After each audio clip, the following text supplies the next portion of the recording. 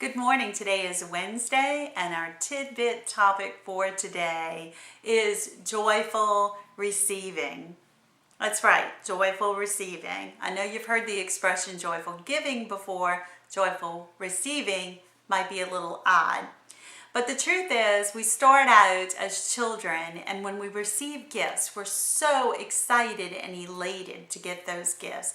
In fact, I have one young lady in my family that as a child, she was the best receiver I had ever seen. She was so gracious about every gift that she opened. This is one of my nieces, and every year, the highlight of my Christmas was watching Misty open her Christmas presents. She was the one who gushed over every gift while the other kids ripped the paper to shreds, tossed the gifts aside, and said, "What's next?" Not Misty. She appreciated every gift. She complimented the giver, and she truly received joyfully. As we get older, though, our parents start telling us about how it is better to give than to receive. Well, that concept is a little difficult for kids to grasp, especially when you've just opened your Barbie Dream Home or your first Easy Bake Oven.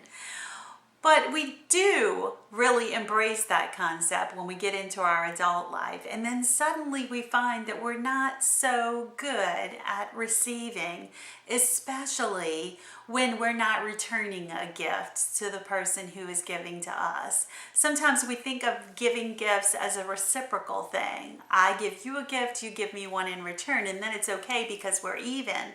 But it doesn't always work that way, especially when there is a tragedy involved. My family and I have been through several situations where we needed help.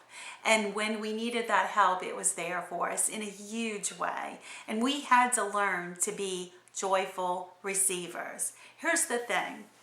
If there weren't people to receive, then the givers would have no excuse to give. So the receivers have to be there to receive and do so joyfully. Otherwise, you steal the joy of the giver. You have to have your own joy as the receiver. And it shows the giver what a blessing they are to you. So I urge you, the next time you open a gift, don't hesitate to gush and be just like Misty.